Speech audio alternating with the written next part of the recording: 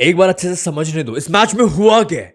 Barça के घर पर एटलेटिको मैड्रिड आती है, 2-0 अब जाती है 5-6 मिनट के अंदर। फिर हंसी फ्लिक की बार्सिलोना कमबैक करती है, 2-0 से 4-2 करती है। फिर सिम्योने की एटलेटिको मैड्रिड 4-2 से 4-4 करती है, वो भी बारसा के घर पर। ये क्या था, ये कौन सा मैच था, ये पागलपन था।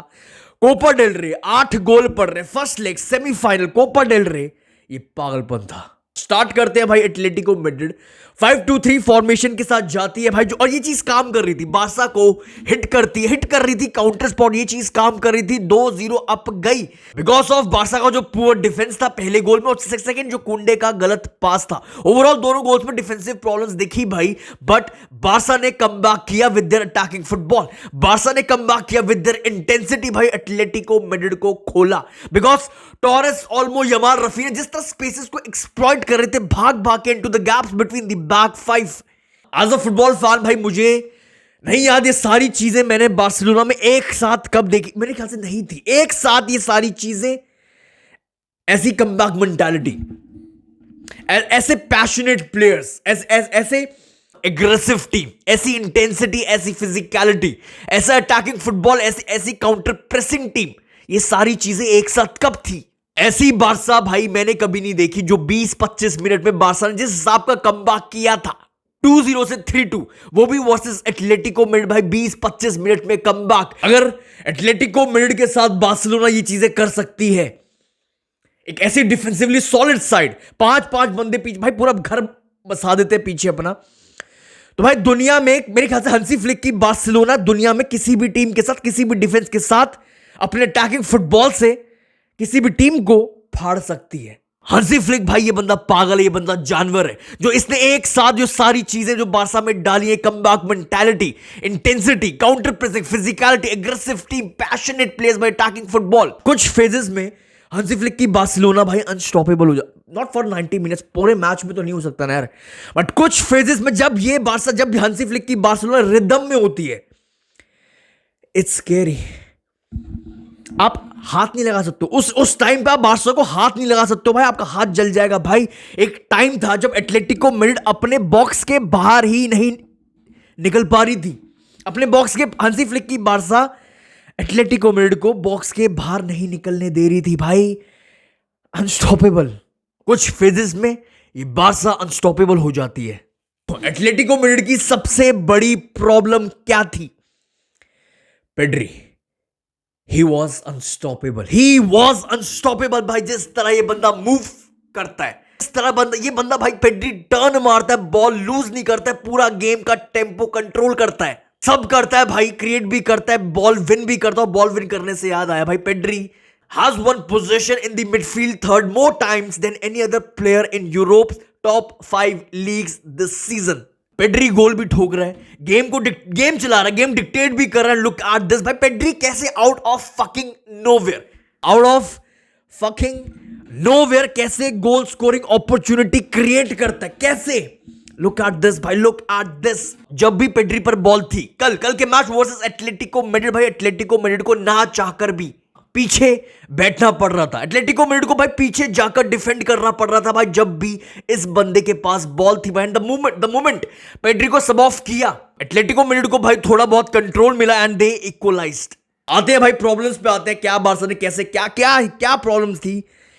तो पहले यमाल मेरे भाई 17 साल का यमाल वर्सेस जावी गलान। सच बता रहा हूं भाई, जावी गलान को कुछ पल्ले नहीं पड़ रहा था, कुछ समझ नहीं आ रहा था। जमाल कट इनसाइड करेगा या फिर काट के भागेगा, यहां से जाएगा या फिर यहां से जाएगा, कुछ समझ नहीं। और जब तक उस बंदे को समझ में आया तब तक यमाल ने ये कर दिया। सिंपल एक चीज जो मुझे अच्छे से समझ आ गई है भाई, जो कल यमाल ने एटलेटिको मैड्रिड के डिफेंस के साथ किया था, इसका मतलब समझ रहे हो? यमाल किसी भी डिफेंस को भाई उड़ा के साइड में फेंक सकता है अकेले अपने दम पर भाई। लुक एट दिस, इन दो प्लेयर्स को ऐसे ट्रीट किया यमाल ने इस पर्टिकुलर फेज में जैसे ये दोनों यहां पे खड़े ही नहीं थे।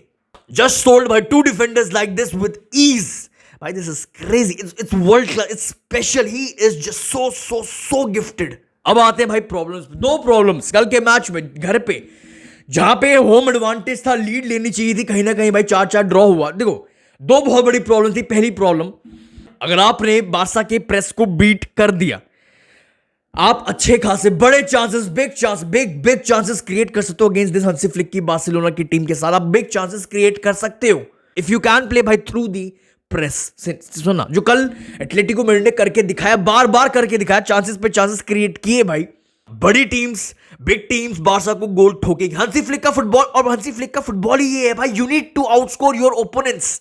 हंसी फ्लिक का हाईलाइन फुटबॉल हर बार परफेक्ट नहीं हो, इंच परफेक्ट नहीं हो, हर बार आपका हर एक प्लेयर परफेक्ट नहीं हो सकता। You need to outscore your opponents. ये उसका सिस्टम, हंसी फ्लिक का सिस्टम डिमांड करता है। ये सिस्टम भाई चांसेस पे चांसेस क्रिएट करता है, आपको गोल्स ठोकने पड़ेंगे। सुनो सॉल्यूशन क्या है, सॉल्यूशन क्या है? ये सॉल्यूशन आपके सामने भाई, जहां कल बारसा की स्कोर लाइन 2-0 से 6-2 या फिर 7-2 होनी चाहिए थी, वो मैच खत्म होता है 4-4 ड्रॉ भाई। वो मैच खत्म होता है बारसा के घर पर 4-4 से ड्रॉ हुआ है।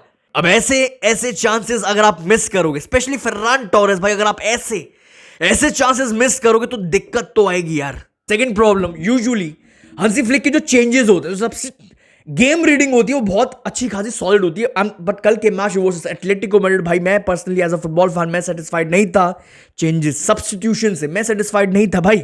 आपके घर पर मैच है जहां पे आपको लीड लेनी चाहिए, एडवांटेज उठाना चाहिए, सेमीफाइनल है, नॉकआउट मैच है। आपका जो मेन प्लेयर पेड्री, जो आपको कंट्रोल, जब आपको सबसे ज्यादा कंट्रोल की जरूरत थी, आपने कंट्रोल को बाहर कर दिया, आपने पेड्री को बाहर कर दिया, आपने कंट्रोल को बाहर कर दिया। एंड पेड्री के बाहर जाते ही भाई बॉल रिटेंशन कंप्लीटली खत्म हो गई।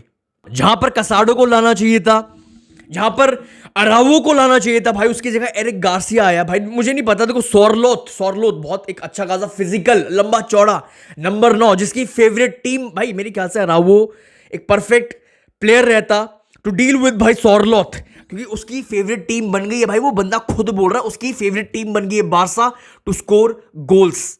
That's all for this video भाई। अब अपने थॉट्स कमेंट सेक्शन में, क्या आपके हिसाब से क्या दिक्कत हुई, कहां गलतियां हुई, क्या प्रॉब्लम्स थी भाई। देखो आपके जो भी थॉट्स हैं कमेंट सेक्शन में लिखना, बट इस क्वेश्चन का जवाब जरूर लिख के जाना कमेंट सेक्शन में भाई।